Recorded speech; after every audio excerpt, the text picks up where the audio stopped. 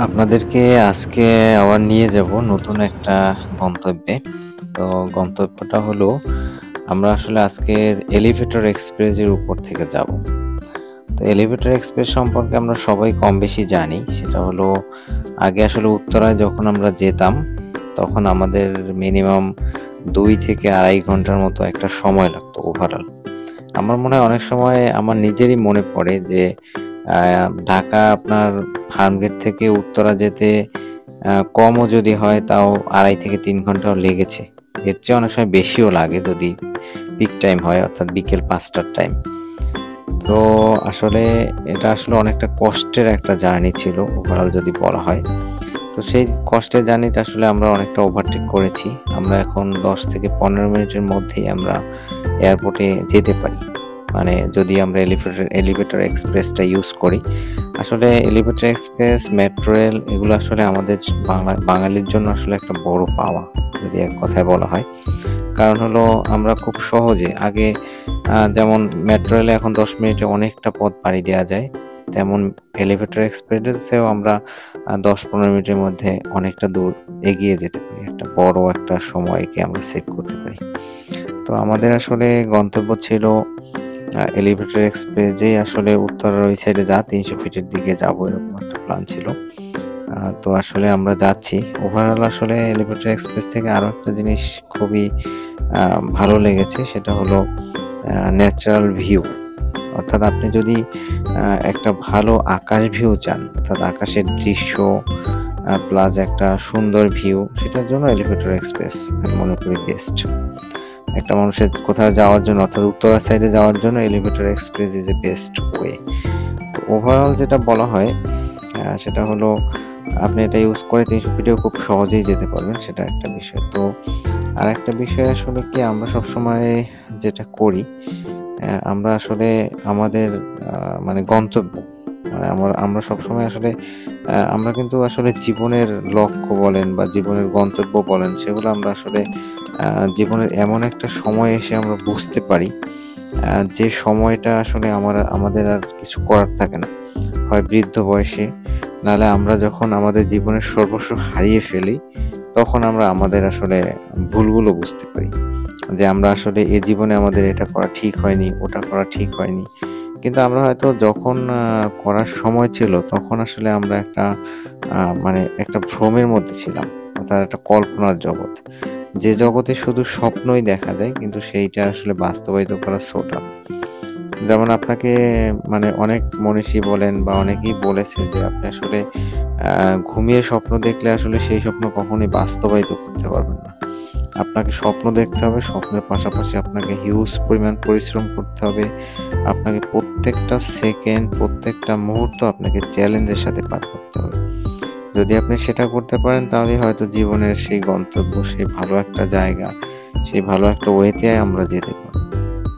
আরেকটা বিষয় হয় যেটা আমরা দেখেছি এবং আপনি হয়তো ফিল করেছেন, যে আপনি আজকে যতটুক রিল্যাক্স করবেন, যতটুক সুখ ভোগ করবেন, সেই সেম পরিমাণ কষ্টটুকুই আপনাকে আবার হয়তো কিছুদিন পরেই আপনাকে পেতে হবে। সেটা কিন্তু একটা বিষয়।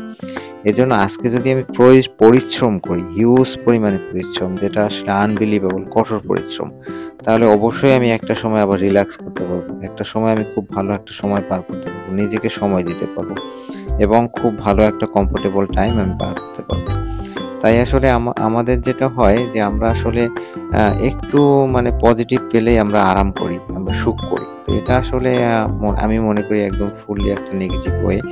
আমাদের উচিত আমরা যখন ইয়াং বয়স বা যখন ভালো একটা টাইম আমাদের থাকে তখন হিউজ পরিশ্রম করা উচিত এবং একটা নির্দিষ্ট বয়সের পরে আমাদের রিল্যাক্সে যাওয়া উচিত।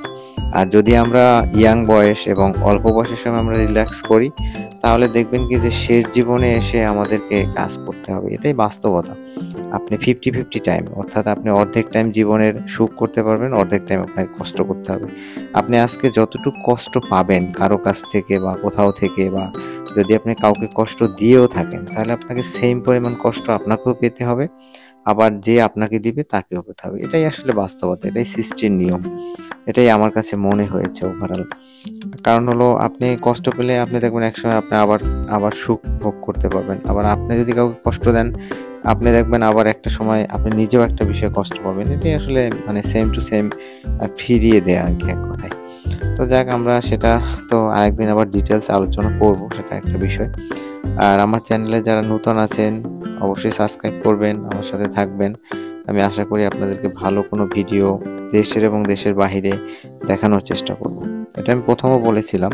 তো আমি সর্বোচ্চ আপনাদেরকে সবসময়ই চেষ্টা করব আরকি ভালো কিছু নিয়ে আসার জন্য। তো এজন্য আপনি এখনই সময়ের একটা প্ল্যান করুন। আপনার প্রত্যেকটা মুহূর্তে কি করবেন, কখন কি করবেন, আপনার সফলতা, আপনার ব্যর্থতা সবগুলো নিয়ে রিসার্চ করুন। আপনার নিজের জীবন সম্পর্কে নিজের রিসার্চের আর বিকল্প নেই। তাই আপনি যত বেশি নিজেকে নিয়ে রিসার্চ করবেন ততই আপনি সাকসেস হবেন।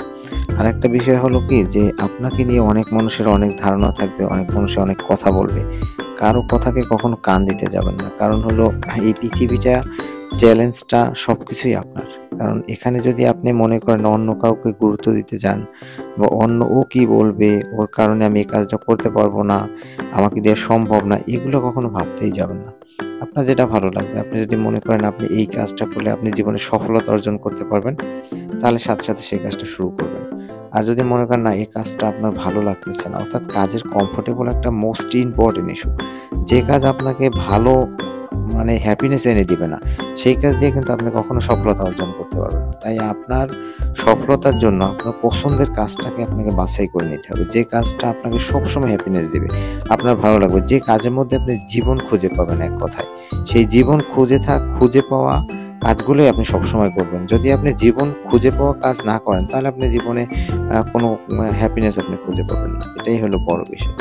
আর আমার সাথে এতক্ষণ থাকার জন্য আপনাকে অনেক, অনেক ধন্যবাদ। সবাইকে অনেক ধন্যবাদ যারা আমার সাথে আছেন। আর আমার সাথে থাকবেন, আমার চ্যানেলটা সাবস্ক্রাইব করবেন। আর আমি চেষ্টা করব আপনার জন্য সবসময় ভালো ভিডিও নিয়ে আসার। আর একটা বিষয় যেটা আমি সবসময় আপনাদেরকে বলি, সবাইকে বলি, সেটা হলো নিজেকে সময় দিবেন। সর্বোচ্চ সময় নিজেকে দিবেন। নিজের হ্যাপিনেসটাকে সর্বোচ্চ গুরুত্ব দিবেন। আপনি যদি ভালো থাকেন, অর্থাৎ আপনি যদি হ্যাপি থাকেন, তাহলেই কিন্তু আপনার আশপাশে যারা আছে তাদের সবাইকে ভালো রাখতে পারবেন। এটা কিন্তু আমি সবসময় বলি। এটা অবশ্যই গুরুত্ব দিবেন যে আপনার কি কাজ ভালো লাগে? আপনার কোনটা করতে ভালো লাগে? বা আপনার হ্যাপিনেসটা কি? নিজেকে প্রশ্ন করুন যে আপনার হ্যাপিনেস কি? কারণ আপনি যদি নিজে হ্যাপি না থাকেন, তাহলে কিন্তু আপনি কাউকে হ্যাপি রাখতে পারবেন না। এজন্য আমি সবসময়ই বলি, সবাইকেই বলি যে নিজেকে সময় দাও, নিজেকে ভালো রাখো। নিজে যদি ভালো থাকো, তাহলে আরো অনেক মানুষকে তুমি ভালো রাখতে পারবা। কিন্তু নিজেই যদি ভালো না থাকো, তাহলে অন্য মানুষকে ভালো কিভাবে রাখবা? এটা কিন্তু একটা ইম্পর্টেন্ট ইস্যু। তাই আমি মনে করি নিজেকে সময় দেওয়া উচিত সব মানুষের, এবং নিজেকে সর্বোচ্চ সময় দিয়ে নিজেকে সর্বোচ্চ ভালো রেখে আমাদের আশপাশের যে মানুষগুলো আছে তাদেরকেও আমরা ভালো রাখার জন্য সর্বোচ্চ চেষ্টা করতে পারবো। আর নিজে যদি আনহ্যাপি থাকি, তাহলে কিন্তু অন্য মানুষকে আমি ভালো রাখতে পারবো না। সেটা কিন্তু একটা বিষয়। তাই আমার সাথে আপনাদের এতক্ষণ থাকার জন্য অবশ্যই ধন্যবাদ।